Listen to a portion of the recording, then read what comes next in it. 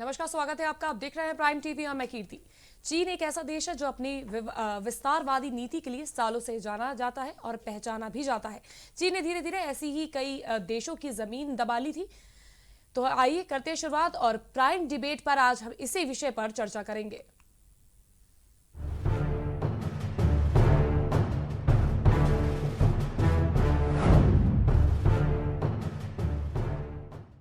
चीन ने लद्दाख में वास्तविक नियंत्रण रेखा पर भारत के साथ गतिरोध के लिए सुनियोजित योजना, दबाव, धोखा, दुष्प्रचार और ना जाने कौन कौन से हथकंडे अपना रखे हैं, लेकिन भारत ने चीन को उसी के रूप में ही जवाब दिया। विस्तारवादी नीति पर चलने वाला चीन जमीन से लेकर समुद्र पर कब्जे की कोशिश में रहता है। ऐसा नहीं है कि सिर्फ भारत के साथ ही चीन का सीमा विवाद है। 20 से ज्यादा देशों पर विस्तारवादी सोच वाला चीन अपना दावा करता रहा है, लेकिन इतने दिनों के बाद आखिरकार आज राज्यसभा में रक्षा मंत्री राजनाथ सिंह ने बड़ा बयान दिया है। उन्होंने कहा कि पूर्व लद्दाख के पैंगोंग इलाके में चीन के साथ समझौता हुआ है और आपसी सहमति से दोनों सेनाएं पीछे हट रही हैं। देखिए इस पर हमारी पहली एक खास रिपोर्ट। लेकिन मैं इतना यकीन दिलाना चाहता हूं, भारत की 1 इंच जमीन को भी दुनिया की कोई ताकत छू नहीं सकती है, उस पर कब्जा नहीं कर सकती। लेकिन बातचीत के द्वारा यदि समाधान निकलता है तो इससे अच्छी बात और कोई दूसरी नहीं हो सकती है। दुनिया की कोई भी ताकत हमारे वीर जवानों को देश की सीमा की सुरक्षा करने से न रोक सकता है न टोक भी सकता है।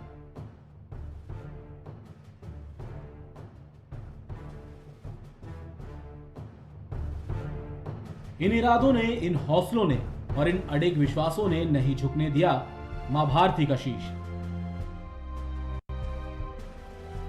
नहीं व्यर्थ गई उन वीर बलिदानों की शहादत जिन्होंने हंसते हंसते मां भारती के रक्षा के लिए अपने प्राण न्यौछावर कर दिए थे। भारत और चीन के बीच मई 2020 से शुरू हुआ सीमा विवाद अब खत्म होता दिखाई दे रहा है। रक्षा मंत्री राजनाथ सिंह ने राज्यसभा में इसको लेकर आज एक अहम बयान दिया है। राजनाथ सिंह ने कहा कि भारत और चीन ने तय किया है कि अप्रैल 2020 से पहले की स्थिति को लागू किया जाएगा। जो निर्माण अभी तक किया गया है उसे हटा दिया जाएगा। उन्होंने कहा कि जिन जवानों ने अपनी जान इस दौरान गंवाई है उन्हें देश हमेशा सलाम करेगा। मुझे भरोसा है कि पूरा सदन देश की संप्रभुता के मुद्दे पर एक साथ खड़ा है। पिछले सितंबर की बैठक और मेरे सहयोगी विदेश मंत्री श्री जयशंकर जी की चीनी विदेश मंत्री के साथ तथा हमारे एनएसए श्री अजीत जी डोभाल की अपने चीनी काउंटर पार्ट के साथ बातचीत शामिल है। हमने यह स्पष्ट कर दिया है सभापति महोदय कि यह अत्यंत आवश्यक है कि एलएसी के सभी फ्रिक्शन पॉइंट पर डिसएंगेजमेंट किया जाए ताकि पीस एंड ट्रैंक्विलिटी पुनः स्थापित हो सके। रक्षा मंत्री ने कहा कि चीन के कदमों के कारण दोनों देशों के रिश्तों पर प्रतिकूल असर पड़ा है। मैं, विदेश मंत्री और एनएसए डोभाल चीन के अपने समकक्षों के साथ बातचीत कर चुके हैं। एलएसी के आसपास चीन ने बड़ी संख्या में गोला बारूद एकत्र किया था। हमारी सेना ने भी काउंटर डेवलपमेंट किए हैं। भारतीय सेना ने डटकर मुकाबला किया है। सामरिक दृष्टि से महत्वपूर्ण कई ऊंची पहाड़ियों पर भारतीय सेना मौजूद है। सीमाओं की रक्षा करते हुए भारतीय सेना अडिग है। हमारी सेनाओं ने साबित किया है कि वह हर समस्या से लड़ने में सक्षम है। पिछले वर्ष से चीन के साथ मिलिट्री और डिप्लोमेटिक चैनल पर संपर्क बना हुआ है। हम अपनी 1 इंच भी जमीन किसी को नहीं लेने देंगे। सभापति महोदय, बातचीत के लिए हमारी स्ट्रेटेजी तथा अप्रोच माननीय प्रधानमंत्री जी के इस दिशा निर्देश पर आधारित है कि हम अपनी 1 इंच जमीन भी किसी और को नहीं लेने देंगे। हमारे दृढ़ संकल्प का ही यह फल है कि हम समझौते की स्थिति पर पहुंच गए। क्यों हुआ विवाद पैदा? साल 2018-19 की सालाना रिपोर्ट में भारत के रक्षा मंत्रालय ने कहा था कि सरकार ने भारत चीन सीमा पर 3812 किलोमीटर इलाका सड़क निर्माण के लिए चिन्हित किया है। इनमें से 3418 किलोमीटर सड़क बनाने का काम बॉर्डर रोड्स ऑर्गेनाइजेशन यानी BRO को दिया गया है। इनमें से अधिकतर परियोजनाएं पूरी हो चुकी हैं। भारत चीन सीमा विवाद के जानकारों की राय है कि यही निर्माण कार्य दोनों देशों की विवाद की असली वजह है। Output desk, prime TV.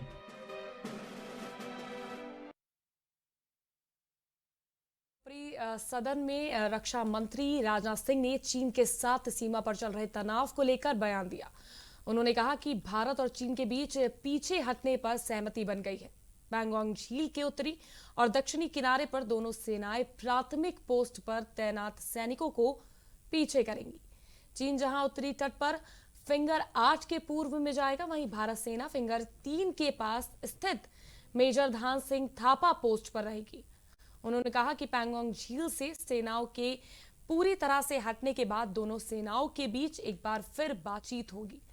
तो आज राजनाथ सिंह का ये बड़ा बयान सामने आया है। उन्होंने साफ तौर पर कहा है कि सहमति और स्थायी रूप से 2020 की स्थिति में, अप्रैल 2020 की स्थिति में हम वापस जाएंगे और जिस तरह की स्थिति उस समय थी उस पर रहने के लिए सहमति बन गई है। चीन की तरफ से कदम पहले पीछे किए जाएंगे और हम 1 इंच जमीन भी अपने हिस्से से जाने नहीं देंगे। तो संसद के ऊपरी सदन में रक्षा मंत्री राजनाथ सिंह ने चीन के साथ सीमा पर चल रहे तनाव को लेकर आज ये बड़ा बयान दिया, जिसमें उन्होंने साफ कर दिया है कि भारत और चीन के बीच पीछे हटने पर सहमति बन गई है।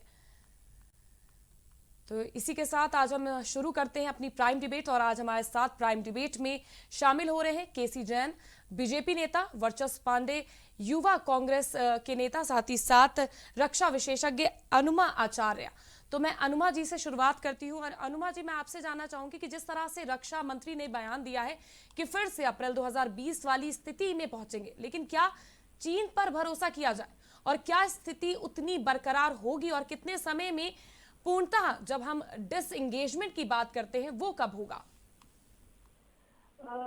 देखिए, पहले तो नमस्कार। और जो आज का बयान आया है, इस बयान की बहुत दिनों से प्रतीक्षा थी। 9 राउंड की बात हो चुकी थी मिलिट्री लेवल पर, जो कमांडर लेवल पे बातचीत हो चुकी थी और उसके बाद भी कुछ रिजल्ट निकल के नहीं आ रहे थे। डिप्लोमेटिक बातों की भी राजनाथ सिंह जी ने बात की और ये डिप्लोमेटिक बातें एक्चुअली बहुत देर से शुरू हुई थी। हमने मई में जब हमारे ऊपर ये इन्वेशन हुआ और जो डिप्लोमेटिक टॉक शुरू हुई वो सितंबर में शुरू हुई, तो वहां बस थोड़ा डिले, मुझे लगता है कि वो डिले नहीं होता तो ज्यादा अच्छा होता, क्योंकि मिलिट्री लेवल की बात अलग चीज होती है, लेकिन डिप्लोमेटिक लेवल पे या पॉलिटिकल लेवल पे जब बात होती है तो वो ज्यादा बड़ी अहम रखती है, वो ज्यादा महत्व रखती है। तो अब ये 9 राउंड की बातों के बाद अब ये जो निकल के आया है कि जो 3 सिद्धांत रक्षा मंत्री जी ने कहे कि दोनों पक्षों द्वारा एलएसी को माना जाए और एलएसी का सम्मान किया जाए, कोई भी पक्ष यूनिलैटरली स्टेटस को बदलने का प्रयास न करे और सभी समझौतों का दोनों पक्षों द्वारा पालन किया जाए, जिसमें 1993 का भी समझौता है, 96 का भी समझौता है, जिसमें ये कहा गया था कि बॉर्डर के पास में ना तो मिसाइल्स फायर होगा, ना कुछ होगा, ना वहां पे सेना इकट्ठी होगी। तो इन सब का उल्लंघन चीन ने किया है और एक बार से ज्यादा बार किया है। तो अब कम से कम ये उम्मीद करते हैं कि शायद ये जो आज बयान दिया गया है उसके बाद जैसे जैसे डिसएंगेजमेंट होगा, क्योंकि एक चीज देखिए, एक वहाँ पे चीज छूटी है, उसमें रक्षा मंत्री जी ने ये कहा है कि जहाँ जहाँ पेट्रोलिंग के मुद्दे हैं उनके ऊपर हम चर्चा जारी रखेंगे एक बार ये डिसएंगेजमेंट शुरू हो जाए तब। एक तो ये चीज है और आगे चल के मेरा एक और कहना है कि जो अब हम फिंगर 8 तक नहीं जा पाएंगे, ये एक चीज जो आई है, मेजर धन सिंह थापा पोस्ट पर हम सिमट जाएंगे, तो ये भी एक चीज मुझे लगती है कि इसको भी थोड़ा आगे चल के जैसे जैसे डिसएंगेजमेंट हो जाए तो इसे भी हमें आगे चल के नेगोशिएट जरूर करना चाहिए। केसी जैन जी, मैं आपसे सवाल लेना चाहती हूँ कि क्या फिर से चीन पर भरोसा करना भारत के लिए सही साबित होगा? देखिए, यहाँ पर बात भरोसे की नहीं, जो भी कार्रवाई हो रही है वो नियमों के तहत होगी और जो सीमा पर जो बड़े हथियार तैनात हैं, टैंकर हैं और भी सारी चीजें जो हैं, उनको पहले हटाया जाएगा और सैनिक उसके बाद में हटेंगे। कुल मिलाकर के 2-3 राउंड में ये जो दोनों देशों की सीमाओं में जो उनको जो पीछे हटना है, 2-3 राउंड में हटना है। और ये एक हर्ष का विषय है कि 2020 के पहले की स्थिति वहां पर अगर बन रही है तो ये बहुत अच्छा काम है, बड़ी उपलब्धि भारत सरकार की है।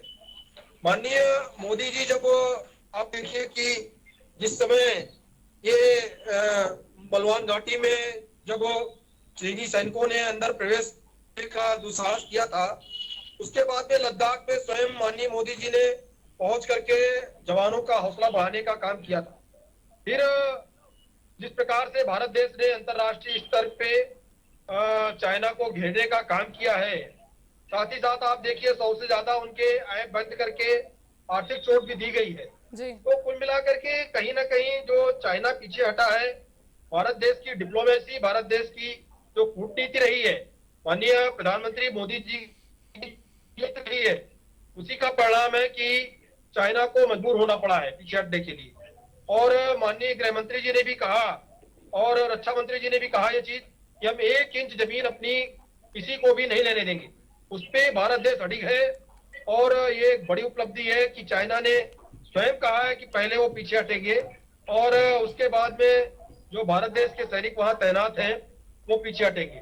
तो चाइना फिंगर एट पे वापस जा रहा है और भारत देश भी पीछे हट रहा है। लेकिन पहले सबसे जो चाइना है उसको अपने हथियार, जो बड़े हथियार है, टैंकर वगैरह है वहां पे जो तैनात है, उनको हटाना पड़ेगा।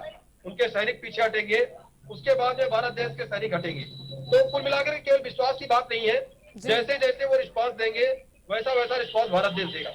विश्वास की बात आ जाती है क्योंकि जिस तरह से एक बार पहले भी डिसएंगेजमेंट की बात हुई थी और उन पर विश्वास किया गया था 20 जून की, अगर आपको बात याद हो, जिसमें हमारे 20 सैनिक मारे गए थे। हालांकि हमने चीन पर भी हमला किया था जिसमें 30 से 40 सैनिक उनके भी मारे गए थे। लेकिन भरोसे की बात यहीं से आ जाती है कि जब एक बार हम भरोसा कर चुके हैं और हमें धोखा मिल चुका है, उसके बाद दोबारा से भरोसा करना। नहीं, देखिए यहाँ पे हम वही कह रहे हैं कि हम पीछे नहीं हटेंगे। भारत देश पहले अपने सैनिकों को नहीं हटाएगा, ना अपने टैंकर हटाएगा, ना अपने हथियार हटाएगा, ना तो हमारे जो सैनिक है वो पीछे हटेंगे। तो अगर वो पहले अपने लोगों को हटाएंगे उसके बाद में भारत देश पीछे हटेगा। दूसरी बात यह है कि जो कूटनीति भारत देश की रही है, अंतरराष्ट्रीय स्तर पे चाइना की छवि इतनी ज्यादा खराब हो चुकी है कि चाइना अब बहुत ज्यादा रिस्क लेने की कंडीशन में नहीं है। आप देखिए कोरोना काल में भी जिस प्रकार से चाइना गिरा पूरे अंतरराष्ट्रीय स्तर पे, वो भी सबने देखा।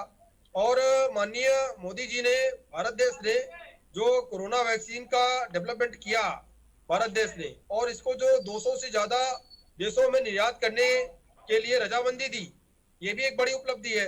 तो इससे जो हमारे पड़ोसी देश हैं और बाहर के भी जो देश हैं वो भारत से लगातार मित्रता करने के लिए अपने हाथ आगे बढ़ा रहे हैं। लेकिन चाइना लगातार अंतरराष्ट्रीय स्तर पे गिरता जा रहा है और उसकी छवि खराब होती जा रही है। ऐसे में उसको चाइना को विश्वास दिलाना पड़ेगा। अगर नहीं दिलाएगा विश्वास तो स्थिति और उसकी खराब होगी। वर्चा जी, मैं आपसे जानना चाहती हूँ, आज जो राजनाथ सिंह ने कहा कि चाइना के साथ जो डिसएंगेजमेंट पर सहमति हो गई और जो यथावत स्थिति थी 2020 में वो फिर से होगी, भारत ने 1 इंच भी जमीन भी नहीं खोई है, ये भी उन्होंने कहीं ना कहीं बहुत बड़ी कामयाबी हासिल की है। कूटनीतिक स्तर पर, सैन्य और राजनीतिक स्तर पर भी कहीं ना कहीं ये बड़ी उपलब्धि है।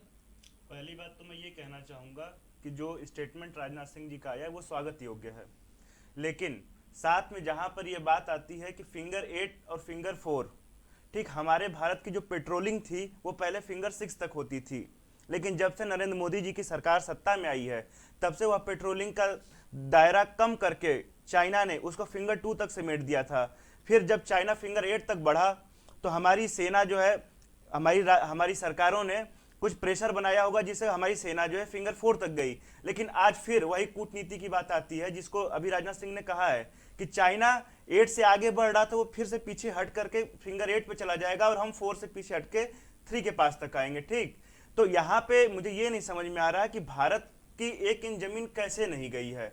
अगर भारत की पेट्रोलिंग फिंगर 6 तक होती थी तो वो फिंगर 4 पर आके सिमट रही है। ऐसे में भारत की 1 इंच जमीन जा कहाँ नहीं रही है, ये तो साफ साफ देखने को मिल रहा है ना कि हमारी जमीन जा रही है। केसी जैन जी, और एक बात और कि जहां विश्वास की बात है, न चाइनीज प्रोडक्ट पर विश्वास किया जा सकता है, न चाइना की बात पर विश्वास किया जा सकता है, क्योंकि जब प्रधानमंत्री जी चाइनीज हम अपने राष्ट्रपति के साथ झूला झूल रहे थे, ऐसे में चाइना ने घुसपैठ किया था, तो चाइना की किस बात पे भरोसा है? केसी जैन जी, क्या जवाब है आपका इस पे? नहीं, देखिए अंतरराष्ट्रीय स्तर पे बहुत सारे देशों के साथ हमारे समझौते हैं हमारे प्रोडक्ट विदेशों में बिकते हैं और विदेशों के कई सारे प्रोडक्ट अंतर्राष्ट्रीय समझौते के तहत यहाँ पर भी वो बिकते हैं।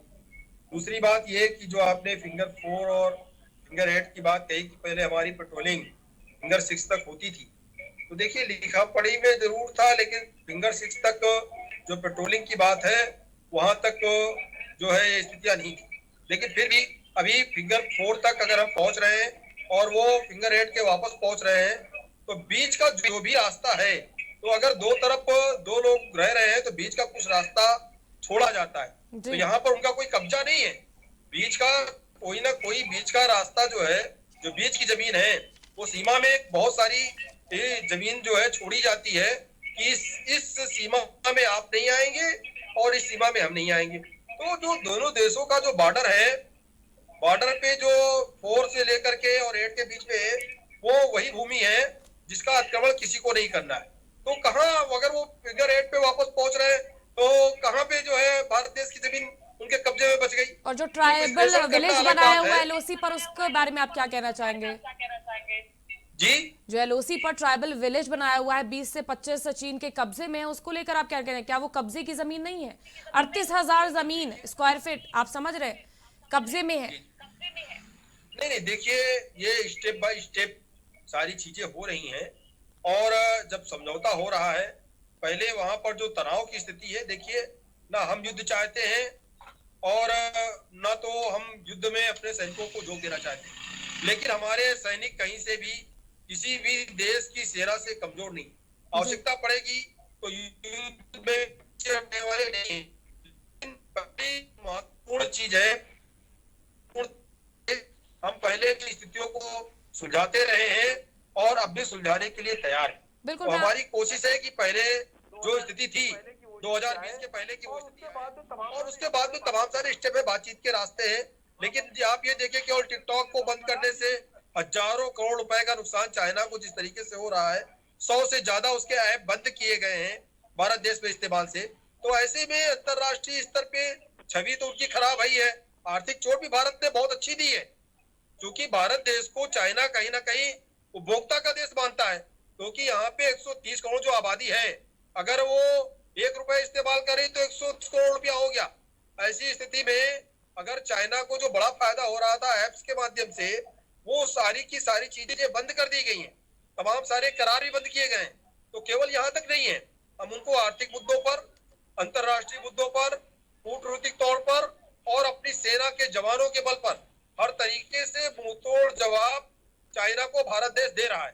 तो कहीं पर भी कोई भी ऐसा स्टेटमेंट दे करके हमारे देश के जो नौजवान हैं, हमारे देश की जो सेना है, उसको कमजोर करने का काम विपक्ष बिल्कुल ना करे। अनुमा जी, इस पर आपका क्या कुछ कहना है कि क्या भारत कामयाब हुआ है चीन को कहीं ना कहीं चोट पहुंचाने में? जिस तरह से टिकटॉक बंद हुआ और उसके बाद कई ऐप उसके बैन कर दिए गए, आर्थिक चोट पहुंचाई है, क्या उस डर से चीन पीछे हटा है? मैं क्या बोलूं इस पे?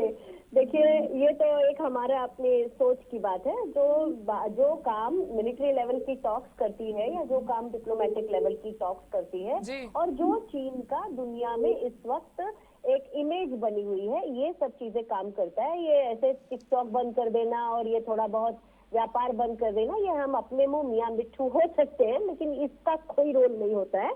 आपको एक चीज समझना होगी कि हमारा जो मैकेनिज्म होता है, क्या होता है, observe, Orient, decide and act. तो हम कहीं ना कहीं इसमें चूके थे, तभी चीन हमारे तक इतना आया, ठीक है। और हमारे पास जिन चीजों की जो कम्युनिकेशन इक्विपमेंट या प्रोजेक्ट होने चाहिए थे, उसमें भी हम डिले कर गए हैं। और अभी तो ये करीब मेरे ख्याल से अक्टूबर के समय की बात है कि कैबिनेट कमेटी ऑफ सिक्योरिटी ने अभी एक कम्युनिकेशन प्रोजेक्ट शुरू किया है। जब तक वो काम करने के योग्य होगा तब तक 36 महीने चाहिए, उससे कम नहीं। तो मेरा ये कहना है कि ये छोटा छोटा जो भी हमें सफलता मिली है, वो लगातार डायलॉग बनाए रखने से मिली है। और एक रक्षा मंत्री जी ने एक और शब्द का इस्तेमाल किया था, उन्होंने कहा था कि एक WMCC है, जो कि मेरे ख्याल से उन्होंने जिसको कहा था कि working mechanism for consultation and coordination of India China border and air, तो इन सब की जो बातचीत है उसका फायदा उठाया है चीन। ऐसे देखिए, जो इस तरह से बचकानी बातें करते हैं, रक्षा विशेषज्ञ होने के नाते मैं आपको ये बताना चाहती हूँ कि चीन की जो सेना है वो हमारी सेनाओं से 3 गुना है। लेकिन बात वही है कि हम लोग पांडव जैसी कम वाली सेना है और वो कौरवों जैसी बहुत ज्यादा संख्या में, हमारे पास स्किल ज्यादा है, हमारे लोग बहुत कमिटेड हैं, जो चीन में नहीं है, क्योंकि वहाँ तानाशाही है एक तरह से और हर आदमी को जबरदस्ती फौज में जाना पड़ता है। हमारे यहाँ जज्बे वाले लोग फौज में जाते हैं। तो इन चीजों को समझिए, ये इस तरह की जो पॉलिटिकल बातें कर रहे हैं उनको इसके एडवांटेजेस नहीं लेने चाहिए, क्योंकि हमारी ये मिलिट्री लेवल की बातचीत हो रही थी, हमारी डिप्लोमेटिक लेवल पे थोड़ी बातचीत हुई है और एनएसए के लेवल पे भी बातचीत हुई है। ये उनका असर है। तो केसी जान जी, डिप्लोमेटिक होने की जरूरत नहीं है। उन्होंने साफ तौर पर कहा, आपने सुना होगा किस तरह से अनुमा जी ने बोला कि ये जो बातें हुई हैं वो डिप्लोमेटिक तरीके पे हुई हैं और किस स्तर आप पर आऊंगी केसी जान जी, लेकिन उससे पहले वर्चस्व जी मैं आपसे जानना चाहती हूँ कि आप किस तरह की उपलब्धि सरकार की इस चीज को लेके देखते हैं। मुझे तो ऐसा लगता है कि जिस तरीके से आज के समय में जब ग्रेजुएशन का एग्जाम दिया जाता है और सवाल का सही उत्तर हमें नहीं आ रहा होता और हम पन्ना भरने लग जाते हैं, सरकार का जवाब और उनके प्रवक्ताओं का जवाब भी उसी प्रकार है, पन्ना भरने वाला, जिसका ना ही कोई तथ्य निकल पाता है, ना ही कोई उसका निष्कर्ष निकल पाता है। केसी जैन जी, तथ्य और तर्कों से परे है आपका जवाब। देखिए, हमने पहले भी आपसे कहा कि अगर भारत देश की कोई उपलब्धि है और खास करके अंतर्राष्ट्रीय स्तर पे, आप देखिए चाइना जिस प्रकार से अपनी नीति को लगातार अपना रहा है और वो अपनी हर एक सीमा पर वो लगातार जो है आक्रमण कर रहा है। ऐसे में बहुत सारे देश उसके खिलाफ है और भारत देश के जवानों को, भारत देश की सीमा को, भारत देश की सेना को कम आंकना या भारत देश के मनोबल को गिराने वाली कोई भी बात नहीं कहनी चाहिए।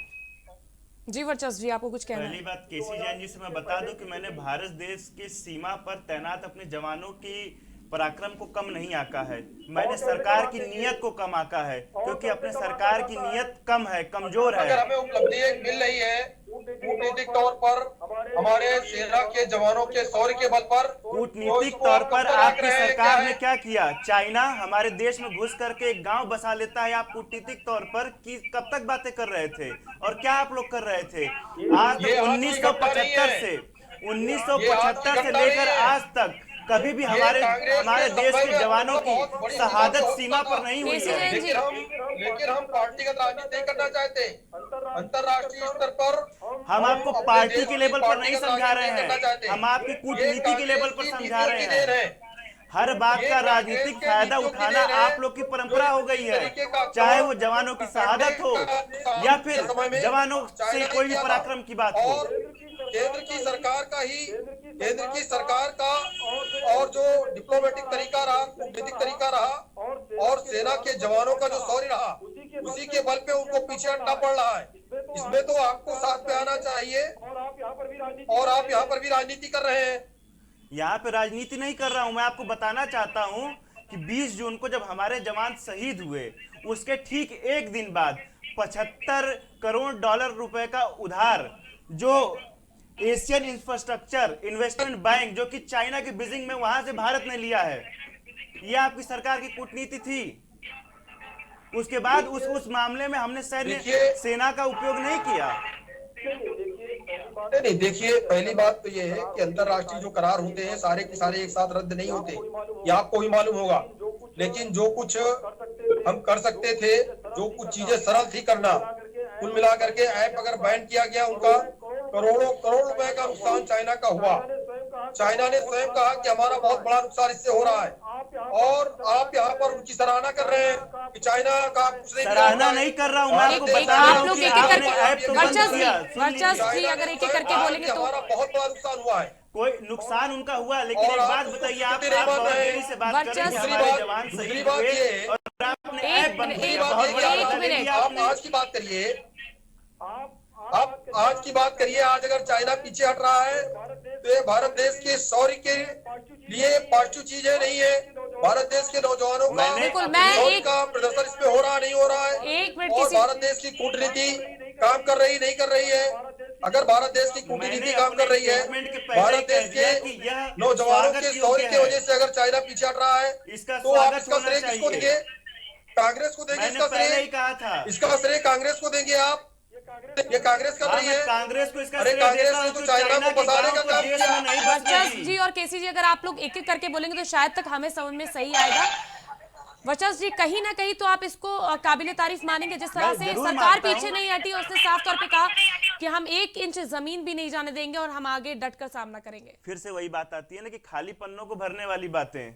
आप कहते हैं कि हम 1 इंच भी जमीन जाने नहीं देंगे, ठीक, लेकिन किस जमीन की बात हो रही है? हमारी अपनी जमीन है, हम अपनी जमीन पर जब पेट्रोलिंग कर ही नहीं पा रहे हैं और चाइना घुसता ही जा रहा है, वह अगर अपने 2 कदम पीछे लिया तो हम भी तो 2 कदम पीछे ले रहे हैं। ऐसा तो है नहीं कि अपनी उसी जगह पर डटे हुए हैं।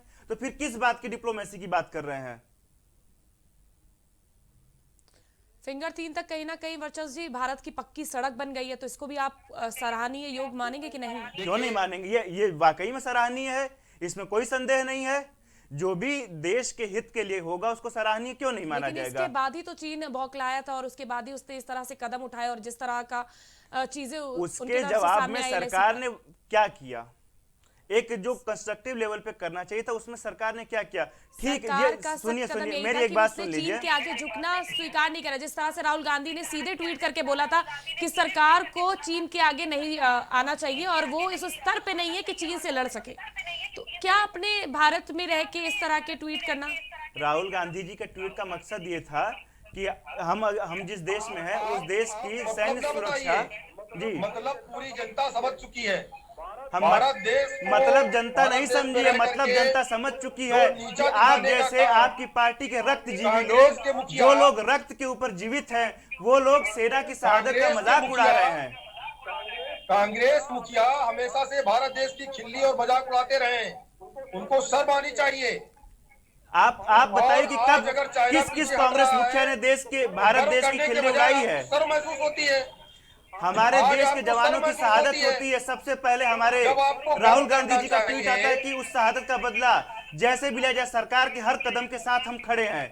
क्या ये राहुल गांधी जी का ट्वीट नहीं था? क्या ये कांग्रेस पार्टी का ऑफिशियल ट्वीट नहीं था कि सरकार जो भी कदम उठाएगी हम उसके साथ खड़े रहेंगे? तो राफेल डील पर क्यों फिर पीछे हटी? क्यों इतने उनके ऊपर झूठे आरोप लगे? किस तरह से आरोप जो लगाए गए थे? राफेल डील सुन लीजिए, राफेल डील सीधे एक उद्योगपति को फायदा पहुंचाने के लिए कमजोर हाथों में सौंपी गई। सेना को मजबूती देने के लिए अगर किया गया था तो एचएएल को क्यों नहीं दिया गया राफेल डील? क्यों अंबानी को दिया गया? अंबानी वो भी ऐसी कंपनी को जिसके पास सैन्य, अंबानी पर इतनी मेहरबानी क्यों केसी जैन जी?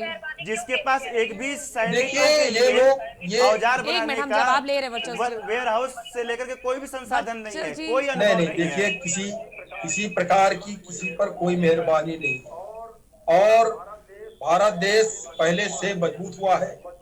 मजबूत हाथों में भारत देश की राजनीति की बागडोर है। माननीय प्रधानमंत्री जी जिस तरीके से जो आप देखिए गलवान घाटी की घटना के बाद स्वयं जो है वो लद्दाख पहुंचते हैं, देश के नौजवानों के अंदर जोश और साहस भरने का काम करते हैं। हम कहीं पर भी पीछे नहीं हटे हैं। और रही बात यह कि जिस तरीके से व्याख्या कर रहे हैं वो पीछे हट गए तो कौन सी बड़ी बात हो गई? अभी तक ये कह रहे थे वो लोग आगे बढ़ गए, कब्जा कर लिया, और आज चाइना अगर पीछे हट रहा है वो। मैंने ये नहीं कहा कि कौन सी बड़ी बात हो गई, आज फिंगर एट मैंने ये नहीं कहा है कि कौन सी बड़ी बात हो गई। कांग्रेस के समय में जिस प्रकार के देश की सीमाओं का आक्रमण हुआ और लंबे समय तक बरकरार रहा, कांग्रेस की सरकार थी 1975 से लेकर अब तक कभी भी एलएसी के ऊपर हमारे सीमा पे जवानों की एक एक करके अगर आप बोले तो समझ में आएगा। जी केसी जैन जी अपनी बात पूरी करिए। देखिए सीमाओं का आक्रमण कांग्रेस के समय से लंबे समय तक, चाहे चाइना हो चाहे पाकिस्तान हो, लंबे समय से आक्रमण होता रहा। लेकिन आज की स्थितियां एकदम अलग है, अलहदा है। माननीय प्रधानमंत्री मोदी जी ने कूटनीतिक तौर पे भी उनको घेरने का काम किया, आर्थिक स्तर पर भी घेरने का काम किया, और लद्दाख जाकर के जिस प्रकार से जवानों का साहस बढ़ाने का काम किया, उसकी गूंज पूरे विश्व में फैली कि हमारे देश की सेना विश्व की सर्वोत्तम सेना में से एक है। हम कहीं से भी पीछे नहीं है, किसी से भी कमजोर नहीं है। इस तरीके का साहस, इस तरीके का स्टेटमेंट देने की अगर किसी के अंदर साहस और हिम्मत है तो माननीय प्रधानमंत्री नरेंद्र मोदी जी है। और ये अंतरराष्ट्रीय स्तर के मुद्दों पर राजनीति करने का समय नहीं है। राहुल गांधी जी जिस प्रकार से ट्वीट करते हैं उससे लगातार सेना का मनोबल उससे गिरता है लगातार और सरकार को राष्ट्र की विपक्ष का छवि साथ धूमिल होती मिलता है उनके ट्वीट से। राष्ट्र की छवि को धूमिल करने का इन्होंने काम किया है और जनता ने इनको सजा दी है उसकी। 10 साल का जो निर्वासन इनको अभी मिला है और आगे कम से कम 20 साल का निर्वासन कांग्रेस का होने वाला उसे है। अब जनता तय ये करेगी देश और की जनता ने देख इनको रही सजा दी है। है। देश की जनता ने जो सजा दी है उनको स्वीकार करना चाहिए, क्योंकि जनता की अनुमा अदालत जी, सबसे बड़ी जी अदालत जी है। केसी जंज में आप पे आऊंगी। अनुमा जी, मैं आपसे जानना चाहती हूँ कि पहले स्टेप को हम वेलकम करें और कहें कि अच्छा स्टेप है, लेकिन उसके बाद की जो बातचीत है, जब हम फुल्ली डिसएंगेजमेंट की बात करें तो उस पर अब ये बात कितनी आगे बढ़ेगी? ये इसका स्वागत तो करना ही चाहिए, इसमें तो डाउट ही नहीं है। जो चीज का इंतजार हम मई से लेके अब तक कर रहे थे, इतना डिले नहीं होना चाहिए था, तो इसका स्वागत तो करना ही पड़ेगा। और दूसरी चीज, एक बात का हमेशा ध्यान रखिएगा कि प्रधानमंत्री जब इंदिरा गांधी थी तो इंदिरा जी नहीं रही, लेकिन देश की सेना है। कल मोदी जी नहीं रहेंगे, लेकिन देश की सेना रहेगी, और देश की सेना जज्बे के कारण होती है। तो जहां डिसएंगेजमेंट का सवाल है, पहले ये शुरू तो हो, क्योंकि सितंबर में भी वो एक 5 पॉइंटर वो आया था इनकी बातचीत करने के बाद। उस समय रक्षा मंत्री जी ने चीन के रक्षा मंत्री से बात करी थी और एक 5 पॉइंटर एक एग्रीमेंट भेजा था। उसके बाद ही उम्मीद थी कि हो जाएगा। अब ये फिर देर हो गया है, तो जो होने का हम वादा तब से कर रहे हैं, अक्टूबर से कह रहे हैं कि हो जाएगा, वो अगर आज फरवरी तक नहीं हुआ है तो पहले हो जाए, उसके बाद हम आगे के हिस्से का, क्योंकि जो पेट्रोलिंग हमारी जहाँ देप्सोंग और वाले जो एरिया में है वो वहां तक होना है, उसकी भी हम कोशिश करेंगे कि वो मुद्दा भी हमारा आगे बढ़े और चीन वहां से भी जाए, क्योंकि ये बहुत जरूरी है। और एक चीज और है, हम हमेशा ध्यान रखें कि 2008 से इंफ्रास्ट्रक्चर बनना शुरू हुआ था। जो दौलत बेग ओल्डी है वहां पर एयरपोर्ट आया था, और 2013 में जब हमने पहली बार हरक्यूलिस उतारा था तो चीन बहुत दिनों तक हल्ला मचाता रहा था। तो ये हम ना कहें कि अचानक हमने अभी हाल इंफ्रास्ट्रक्चर बनाए हैं, क्योंकि ये सारे प्लानिंग जो थी 2008 से और 2000 उसके बाद के समय में, क्योंकि श्याम सरन कमेटी ने उसके ऊपर पूरा जो हमारे बॉर्डर का उधर का लद्दाख का एरिया है उसका पूरा उन्होंने रिपोर्ट बनाई थी कि हमें कहाँ कहाँ इंफ्रास्ट्रक्चर की जरूरत है। और अच्छी बात है कि कंटिन्यूटी के थ्रू ये जो सरकार है उसने उसके ऊपर काम करना शुरू भी किया, और पहले से चल रहा था उसको बढ़ाया भी। तो ये निरंतरता बहुत जरूरी है। ये ना हो कि केवल हमसे ही हर चीज पैदा हो रही है, वो बात ऐसा सोचना गलत है। आज कल वो प्रधानमंत्री नहीं रही जिन्होंने हमारे को बांग्लादेश को अलग करके और पाकिस्तान को दो फाड़ किया था। कल मोदी जी नहीं रहेंगे, लेकिन सेना रहेगी, और सेना का कोई भी सरकार राजनीतिक इस्तेमाल ना तो उसे करना चाहिए और ये करना कभी भी उचित नहीं होगा। बिल्कुल। केसी जैन जी, अगली 48 घंटे में दूसरे दौर की बैठक की भी बात की गई है। तो जैसे कहते हैं कि दूध का जला छाछ भी फूक फूक कर पीता है, तो ऐसे में अगला कदम क्या होगा? देखिए, पहली बात तो ये कि भारत देश और चाइना के बीच में जो समझौता हुआ है तो वो कहीं पर भी समझौता एक तरफा समझौता नहीं है। ऐसी स्थिति में चाइना को पहले पीछे हटना है और उसके बाद में हम अपनी सेना को उसके बाद में हटाएंगे। तो वो पीछे भी जा रहे हैं और अपने टैंकर से लेके बड़े हथियारों को लेकर के सारी तरीके से वो पीछे हट रहे हैं, और ये देश के लिए एक बड़ी उपलब्धि है। अभी तक लंबे समय से जो तनाव वहां पर व्याप्त था सीमा पे, अगर वो तनाव समाप्त होता है और शांतिपूर्ण समझौतापूर्ण माहौल वहां पर क्रिएट होता है, तो ये भारत सरकार की, भारत देश की एक बड़ी उपलब्धि है। और माननीय गृह मंत्री जी ने और रक्षा मंत्री जी ने जो बात कही कि कहीं से भी हम 2 कदम भी 1 इंच भी जमीन हम देने वाले नहीं हैं, तो ये विश्वास रखे सरकार पर कि कहीं पर भी भारत देश के नौजवान, भारत देश की सेना कहीं पे भी कमजोर नहीं है कि वो अपनी एक भी इंच किसी को छीन लेने दे। और लगातार उसके लिए सरकार प्रयासरत है। अगले जो भी कदम होंगे बहुत सोच समझ करके उठाए जाएंगे। और जो बात आपने कही विश्वास करने की, कोई भी विश्वास करके नहीं बल्कि क्रियान्वयन के आधार पर भारत देश विश्वास करेगा कि चाइना उसका क्रियान्वयन किस प्रकार से करती है। केवल मौखिक विश्वास, मौखिक भरोसे भारत देश रहने वाला नहीं है। जैसे जैसे वो पीछे हटेंगे, कार्रवाइयां करेंगे, उसी के अनुरूप वही इस वक्त किसी जन एक मिनट में आपको रोकना चाहूंगी। इस वक्त की अपडेट हमारे पास ये सामने आ रही है कि पैंगोंग लेक से जो चीन है उन्होंने अपने टैंक है वो पीछे हटा लिए। तो किस तरह से आप देखना चाहेंगे? पीछे हटना वो शुरू हो गया एक तरीके से पैंगोंग लेक से, तो वर्चस्व जी आपका क्या कहना है? ये बहुत ही अच्छी बात है और इसका स्वागत है। स्वागत है, लेकिन जो आप 1975 की बात लगातार कह रहे थे कि वहां से 1962 में भी कांग्रेस की सरकार थी, जब युद्ध हुआ था भारत और चीन का, तब भी 1962 में भी कांग्रेस की सरकार थी और जवाहरलाल नेहरू ने बहुत लाइटली लिया था चीजों को कि सिर्फ बात हो रही है, हल्की सी चीजें हैं। उसके बाद की बात आज बहुत ही दिनों बाद कई बार से मैं सुनता है कि 1962 जिस समय हमारा देश आजाद हुआ था, एक नौजवान देश था जिसके पास ना ही सुविधाएं थी, ना ही किसी प्रकार के वो तंत्र थे जिससे वो युद्ध कर सके। ऐसे में भी हमारे देश के जवानों ने अपने शौर्य और पराक्रम का परिचय दिया और उतनी बड़ी चाइना की सेना के सामने डटकर खड़े रहे और लड़े। क्या ये उनके शौर्य और पराक्रम की बात नहीं थी? हाँ, हम वहां पे हार गए क्योंकि हमारे पास वो फैसिलिटीज नहीं अवेलेबल थी। नहीं, कोई डिनाई नहीं कर रहा है कि उस समय आपके ऊपर उंगली नहीं उठाई जा रही है, बिल्कुल कांग्रेस पर उंगली नहीं उठाई जा रही है या फिर सेना पे उंगली उठाना मतलब कि पूरे देश पे उठाना, तो वो तो मैं कह ही नहीं रही हूँ। लेकिन मैं एक बात जो बोल रही हूँ कि उस समय के भी जो हालात थे और इस समय जो चीजें की जा रही हैं 2020 में, हम वो 1962 वाली गलती को नहीं दोहराना चाहते हैं। 1962 की जो परिस्थिति थी, आज भारत उस स्थिति में नहीं है। आज भारत 5 सबसे मजबूत देशों में से एक देश है। ऐसे में आप 1962 के भारत की तुलना आज के देश से नहीं कर सकते। मेरी तुलना और इसमें 70 साल की कांग्रेस पार्टी की सरकारों का पूरा योगदान है, जिसने बिल्कुल देश के सैनिकों को मजबूत होने के लिए हर वो तरीका अपनाया जिससे हमारे देश की सुरक्षा हो सके। हमारी प्रधानमंत्री थी श्रीमती इंदिरा गांधी जी, जिन्होंने कहा कि मेरे खून का एक एक कतरा बह जाए लेकिन ये देश रहेगा, इस देश का झंडा रहेगा। और मौजूदा के सरकार के प्रधानमंत्री, हम सबके प्रधानमंत्री और भाजपा के नेता क्या कहते हैं? ज्यादा बोलोगे तो झोला उठाऊंगा लेके चल दूंगा, मैं फकीर हूँ। ये 19 लाख का सूट पहनने वाले फकीर लोग हैं। मेरा सिर्फ एक मिनट किसी जाएगा, आप लोग लेकर के आए थे सिर्फ और सिर्फ अनिल अंबानी को राफेल आप क्यों नहीं ला पाए? राफेल तो हम ला ही रहते, राफेल आप क्यों नहीं ला पाए? सरकार आई होती तो राफेल हमारे टाइम में आया होता, HAL आज अगर हम राफेल ला रहे हैं तो हमारे देश आप की विरोध क्यों सरकारी कर रहे कंपनियों हैं? को मिलता, हमारे देश की सरकारी कंपनियां बिकने पर मजबूर नहीं होती।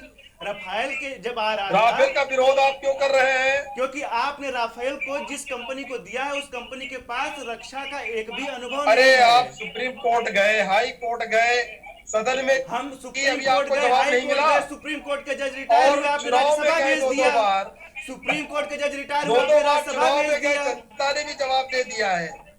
अभी आपको अक्ल नहीं आई। वर्चस्व भी आप सीधे तौर पर सुप्रीम कोर्ट पर उंगली उठा रहे हैं।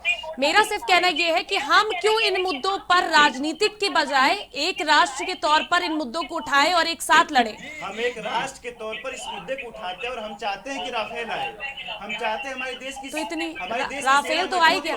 सुन लीजिए, लेकिन राफेल आए, लेकिन वो किस तरीके से आ रहा है? ऐसे कंपनी को क्यों दिया जा रहा है जिसके पास क्यों नहीं ला रक्षा मामले का पाए एक भी अनुभव नहीं है? ये कानूनी प्रक्रिया है, जांच का विषय है, इस पे जांच चल रही है, लेकिन घोटाले का इंतजार था। एक जेपीसी कौन सा घोटाला करना चाह रहे थे जो आप नहीं ला पाए थे राफेल? आपको पता नहीं है राफेल की डील पहले ही हो चुकी थी और सरकार वही तो सवाल आपसे है ना आ चुका होता कि डील होने के बाद में भी आप क्यों नहीं ला पाए? 2014 के सितंबर कौन सा में घोटाला करना चाह रहे थे? किसका इंतजार था? सरकार आ गई। अगर हम उंगली किसका उठाएंगे तो इंतजार था? एक हम मुद्दे पर रहते हैं, हम मुद्दे पर रहते हैं और आपने उसको 5 साल और लेट किया क्यों? क्योंकि आपके मित्र उद्योगपति को फायदा पहुंचाना था, इसलिए उसकी डील में आपने लेट किया है। देखिए, हम मुद्दे पर रह के बात करें और LAC के लिए आज ये बहुत बड़ी बात है जिस तरह बहुत से बड़ी बात है, इसका स्वागत है। हाँ, तो अनुमा जी मैं आपसे जानना चाहूंगी, 3 सिद्धांतों की बात रक्षा मंत्री ने दोनों पक्ष पहले तो LAC क्यों माने, दूसरी बात जिस तरह से समझौते हुए हैं उसको भी माने, एक आकांक्षा बनी हुई कि अभी फिलहाल तनाव जो है वो रहेगा, इसको किस तरीके से देखें? देखिए, चीन जो है उसका आपने अगर पढ़ा हो इसके बारे में, ये जो एक ऐसा मुद्दा है कि चीन 2025 तक उसका एक प्लान है, 2035 तक उसका दूसरा प्लान है। उसने 2017 में हमको पहली बार बताया कि उसने उसके हिंट दिए थे टोकलम से आकर, उसके पहले भी आया था चीन, लेकिन अब उसका जो इस वक्त जो विजन है उसका 2025 तक कुछ है, और जो वो उसका विजन है उसमें इस तरह से वो मतलब एशिया महाद्वीप का वो सबसे बड़ा एक पावरफुल शक्ति के रूप में जाना एक तो वो है, और फिर 2035 तक उसके दूसरे भी इरादे हैं, वो अमेरिका को शायद पीछे भी छोड़ना चाहता है जिस तरह का हम पढ़ते हैं। तो उस हिसाब से अगर हम देखेंगे तो चीन ने जो कहा है, आज हमारा जो समझौता हुआ है, मुझे बहुत खुशी है कि इसे सदन में कहा गया है, तो मैं इसको भी नहीं चैलेंज करूंगी, और ये तो हमारे हित की बात है। तो चीन पर लेकिन भरोसा हम नहीं कर सकते। चीन आज फिर चला जाएगा, कल फिर लौट आएगा, और चीन ने जो भी बंकर्स बनाए हैं, जो भी कुछ बनाया है, वो बिल्कुल कंक्रीट बनाया है, जबकि हमारा जो इंफ्रास्ट्रक्चर है अभी उतना कंक्रीट नहीं है। हमारे पास इतनी संख्या में अपनी सेना को रखने के लिए, उसे चाक चौबंद रखने के लिए, कम्युनिकेशन के लिए जो हमारे इक्विपमेंट है उनकी कैलिब्रेशन के लिए अभी बहुत सारा खर्च करना है, बहुत सारे प्रयास करने हैं। फिर भी चीन के ऊपर एक बार ही भरोसा करना गलत होगा जितना दिखता है, क्योंकि इसमें एक बात अगर आपने सुनी हो, ये बड़ा क्लियर बोला है कि जो फेज्ड मैनर में जाएगा पीछे, एक तो ये कहा है, और लगातार जाएगा पीछे, दूसरा ये कहा है, और तीसरा ये कहा है वेरीफाइड तरीके से पीछे जाएगा। तो वेरीफाइड तरीका क्या है? जो हम जून में चूक गए थे। पहले क्या होता था, 2013 में मैंने एक अपने जनरल हुडा साहब है, वो वहाँ के कमांडर होते थे, तो उन्होंने बताया था कि पहले जब हम ये काम करते थे डिजिग्नेजमेंट का, कभी ऐसे आते थे, पहले भी 2013 में आए, तो उसका वीडियो बना लेते थे हम। तो अभी हम जब जून 2020 में जब हमारे सैनिकों को खोना पड़ गया हमें, तब हम उसका वीडियो नहीं बना रहे थे। तो वेरीफाइड तरीके से पीछे जाएगा, ये जब कहा जाता है, इसका मतलब ये चीज रिकॉर्ड होगी, चाहे वो ड्रोन से रिकॉर्ड होगी, चाहे वो किसी तरह से रिकॉर्ड होगी। तो इस तरह से पीछे जाने की बात हुई है, और वेरीफाइड तरीके से पीछे जाने का मतलब है कि सच में पीछे जाएगा। तो उम्मीद करते हैं, लेकिन जब तक ये हो नहीं जाता, क्योंकि सितंबर से हम ये बात सुन रहे हैं कि चला जाएगा, लेकिन इस बार जो बात हुई है, उम्मीद करते हैं कि पीछे ही जाएगा और इसका हमें फायदा होगा। पीछे करने चीन की तरफ से शुरू कर दिए गए हैं, या अभी की अपडेट मैं आपको दे पिछली बार भी शुरू हुए थे, लेकिन वो शुरू होके थोड़े समय के बाद खत्म हो जाते हैं। तो हमको ये देखना है, हमें उस पे भरोसा करना है जितने इंच हमारी आंखों को दिख रहा है, बस उतना ही भरोसा करना चाहिए हमें। चीन पर भरोसा करना भी एक बहुत बड़ा मुद्दा है और बहुत बड़ी बात है, क्योंकि जिस तरह से चीन ने लगातार वापस ही हमले किए हैं, उसको लेके हुए भी ये सोचना बहुत जरूरी है। मैं केसी जैन जी से पूछना चाहूंगी। केसी जैन जी, लगातार हम कह रहे हैं कि हम 1 इंच जमीन नहीं देंगे, हम नहीं करें, लेकिन LAC से लेकर POK तक जमीन कब्जा कर रखी है चीन ने, उस पर किस तरह से? देखिए, कोई जमीन कब्जा नहीं है, क्योंकि जो अभी तक वो फिंगर 6 तक आ गए थे, फिंगर 4 तक आ गए थे, और वापस अगर फिंगर 8 पे पहुंच रहे हैं, वो फिंगर 8 तक पहले की कंडीशन में, जो 2020 के पहले की कंडीशन थी, वहाँ पे चाइना फिर से अपने स्थान पे पहुंच रहा है। तो जो LAC का जो बॉर्डर है, उस सीमा का पूरा की पूरा सम्मान चाइना भी कर रहा है, भारत देश भी कर रहा है। हाँ, इसके पहले उन्होंने जो आक्रमण किया, उसका उनको माकूल जवाब मिला, और आज अंतर्राष्ट्रीय स्तर पे उसके ऊपर जो दबाव है भारत की कूटनीति की वजह से, और भारत देश के जवानों के शौर्य का ये परिणाम है कि चाइना को पीछे हटना पड़ रहा है। आप लगातार जो खबरें भी दिखा रही हैं कि चाइना ने बॉर्डर से अपने टैंक वगैरह हटाने भी शुरू कर दिए हैं। तो ये एक बहुत हर्ष का विषय है कि सीमा पे तनाव समाप्त हो रहा है, और जो हमारी भूमि थी, वास्तव में वो जो बीच की भूमि है, फिंगर 1 से लेकर के फिंगर 8 तक, वो तो सीमा ही है पूरी बीच का छोड़ा हुआ प्लेस है, स्थान है। लेकिन फिर भी अगर हम अपने स्थान पे पहुंच रहे हैं, फिंगर 4 तक, फिंगर 6 तक हमारी जो पेट्रोलिंग थी वो शुरू हो रही है, और फिंगर 8 के वापस वो पहुंच रहे हैं। तो एक बड़ी उपलब्धि भारत देश की है, और इसकी सराहना सबको करनी चाहिए, पक्ष विपक्ष सराहना बिल्कुल, लेकिन जिस तरह के वादे किए गए हैं, अगर उस पर खरी उतरती है तो बिल्कुल सराहना योग्य होगी, और सेना सबसे ज्यादा, क्योंकि जिस तरह से लगातार 9वें दौर की वार्ता की गई, और उसके बाद आज भी 48 घंटे में दूसरे दौर की वार्ता होगी, उसमें भी और चीजों पर, जिस तरह से बाकी हमारे जो कब्जे में है चीन के, उसको लेकर भी, क्योंकि अभी तो फिलहाल तो सिर्फ एक जगह से चीन बैकफुट पर जा रहा है, बाकी चीजों को लेकर भी अभी चीन कायम है। वर्चस्वी, जल्दी से मैं आपका कमेंट जानना चाहूंगी। मैं पहले इनको ये बता दूं कि जिसको ये बता रहे हैं कि वो 4 किलोमीटर का एरिया जो कि सीमा है, वो सीमा नहीं, वो पूरा हमारे अपने भारत देश का अंग है, वो कोई सीमा नहीं है। उसका जो लास्ट पॉइंट है जो चाइना की तरफ है, वही उसे सीमा माना जाता है, जो भारत की तरफ से माना जाता है। और दूसरी बात, मैं अपने सेना के पराक्रम की बात आपसे भी आप सभी लोग से बताना चाहूंगा कि अभी इसी सितंबर में जब चाइना की तरफ से फायरिंग होती है, एयर फायरिंग होती है, ऐसे में हमारे देश के सैनिकों की सूझबूझी थी, जिन्होंने डिप्लोमेसी अपनाते हुए उनसे बातचीत करके उनको पीछे जाने के लिए मजबूर किया था। तो ये हमारे देश के सेना के शौर्य का ही पराक्रम था, तो इसमें कोई भी प्रश्नवाचक चिन्ह नहीं उठता। लेकिन सरकार कमजोर और मजबूर है, जो चाइना को अपने देश में गांव बनाने और बसाने दे रही है। तो सरकार कमजोर है अंतर्राष्ट्रीय स्तर पर, और न सेना कमजोर है। सेना का नेतृत्व भी सरकार के द्वारा ही होता है, सरकार के बिना सेना द्वारा होता है। आपको ये मानना पड़ेगा। आप अगर ठीक है, इसका मतलब आप मानते हैं कि जो 20 जून को हमारे देश के जवान शहीद हुए, उस दिन जो वेरीफाइड रूप से वहां पेट्रोलिंग नहीं हुई, उसकी जिम्मेदार सरकार है? क्यों भाई साहब? कार्यकर्ता हो, ये कांग्रेस की नीति बन गई है। आप बताइए तो, जो हमारे 20 जवान शहीद हुए वो वेरीफाइड रूप से नहीं किए, वहां पे पेट्रोलिंग नहीं हुई, इसीलिए तो शहीद हुए। आखिर में ऐसा क्यों नहीं हुआ? अनुमा जी मैं आपसे सवाल लेना चाहूंगी, समय की वक्त की कमी है। एक मिनट अनुमा जी मैं आपसे सवाल लेना चाहूंगी, मिलिट्री, डिप्लोमेटिक और पॉलिटिकल तौर पर तो यह हम बहुत महत्वपूर्ण मान रहे हैं, जिस तरह से आज चीन कहीं ना कहीं अपने कदम कुछ दूर ही लेके गया, लेकिन वो पीछे कर रहा है, तो उसको मान रहे हैं। लेकिन इससे दोनों देशों के बीच रिश्तों में किस तरह से आगे स्थिति संवरेगी और क्या फायदा मिलेगा दोनों देशों को? देखिए, मेरा पर्सनल जो मानना है, मैंने पाया है कि जो भारत की सेना है और सेना के जो कमांडर लेवल की जो टॉक्स है, वो हमेशा सक्सेसफुल रही हैं और वो काफी ज्यादा हुई हैं, 9 बार हुई हैं।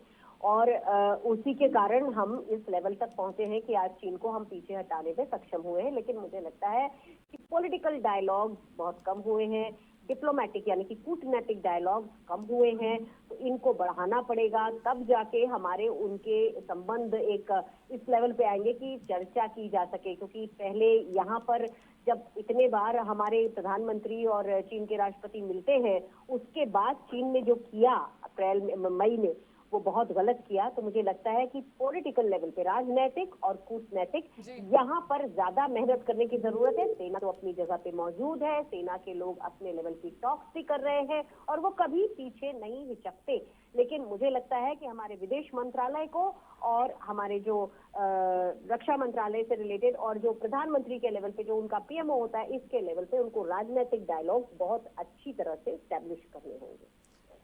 तो बहुत बहुत शुक्रिया आप सभी का प्राइम डिबेट में जुड़ने के लिए। तो हमारे साथ ये थे केसी जैन, वर्चस्व पांडे और साथ ही साथ अनुमा, जिन्होंने हमें बताया कि किस तरह से एकजुट रहकर हमें आगे बढ़ना चाहिए और इन मुद्दों पर हमें बात करनी चाहिए। वहीं सदन के ऊपरी सदन में रक्षा मंत्री राजनाथ सिंह ने चीन के साथ सीमा पर चल रहे तनाव को लेकर बयान दे दिया है। उनका कहना था कि भारत और चीन के बीच पीछे हटने पर सहमति बन गई है। वहीं चीन ने भी अपने कदम और अपने टैंक्स को पीछे करना शुरू कर दिया है।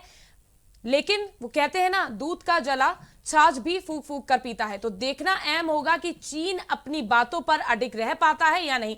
कूटनीतिक स्तर पर, सैन्य और राजनीतिक स्तर पर भी कहीं ना कहीं ये बहुत बड़ी उपलब्धि है।